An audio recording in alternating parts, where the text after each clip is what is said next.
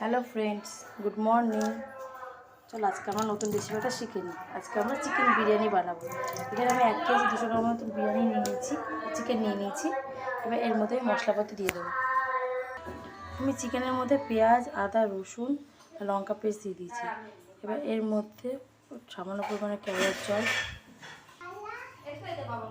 2-4 ফোঁটা মিঠা আতর, বিরিয়ানি মশলা পরিমাণ মতো।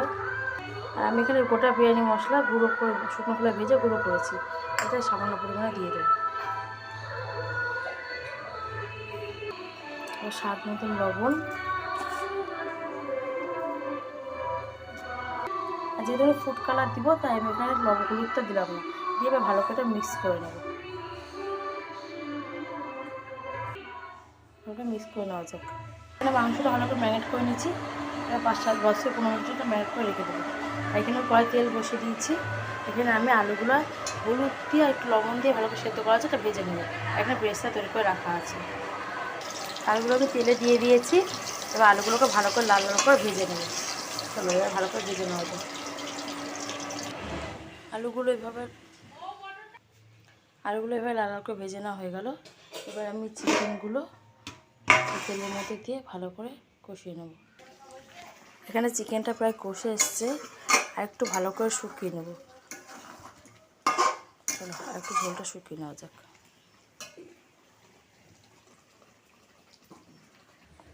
আমাদের বিরিয়ানি চিকেন পুরো রেডি হয়ে গিয়েছে।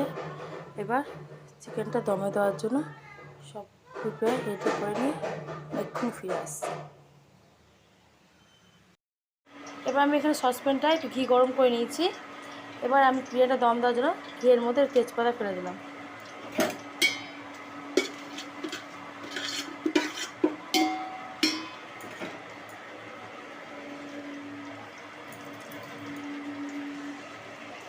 এর মধ্যে এবার একটু বিরিয়ানি মশলা দিয়ে দেবো। বিরিয়ানি মশলা দিয়ে ভালো করে একটু নেড়ে নেব।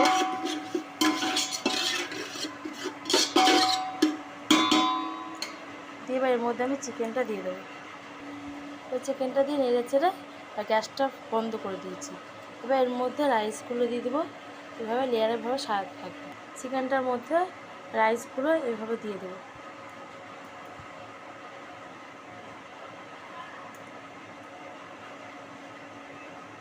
তো এভাবে রাইসগুলো একটা লেয়ার আগে করে নেওয়া হোক।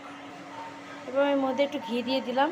এবার একে একে এখানে আমি দুধের মধ্যে ফুড কালার, একটু কেওড়ার জল, মিঠা আতর মিশিয়ে রেখেছি।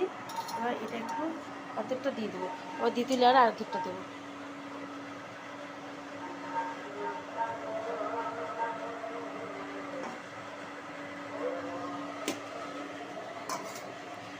এবার এরপর বিরিয়ানি মশলাটা দিয়ে দেবো।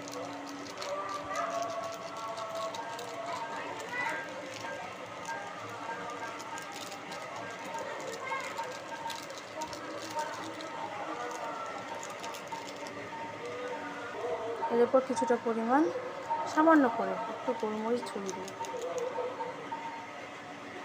আর ওপর দিয়ে বেরেস্তা ছিটিয়ে দেবো ভেজে রাখা পেঁয়াজগুলো।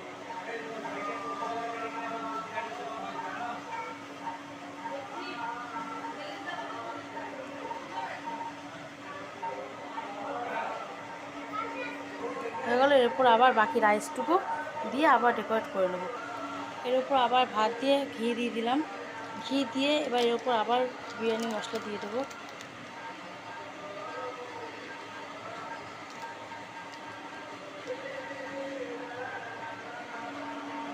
এবার এখানে যে দুধের ব্যাটারটা রেখেছিলাম এটা দিয়ে দেবো। এরপর ভাজা মশলাটা ভেজে রেখেছিলাম, ভাজা মশলা দিয়ে দিলাম। বিরিয়ানি গোটা মশলা গুঁড়ো করে রাখা হয়েছে যেটা। এবার এরপর দিয়ে বেরেস্তাটা ছড়িয়ে দেবো। এবার বিরিয়ানিটা ডেকোরেশন করা কমপ্লিট হয়ে গিয়েছে। এবার আমরা এটা ঢেকে দিয়ে হালকা স্টিম করে দমে দিয়ে দেবো 10 থেকে 15 মিনিট। আমি এবার এখানে বিরিয়ানিটা দমে বসিয়ে দিয়েছি। নিচে কড়াইতে আমি কিছু জল দিয়েছি, তারপর ডিচে বসিয়ে যাতে নিচে নাড়াও লেগে যায় এবং স্টিমটা সুন্দর মতন আসে। 10 থেকে 15 মিনিট স্টিম দিয়ে দেবো। এখন আমি কখন খাইছি, আমার ভালো লাগছে না।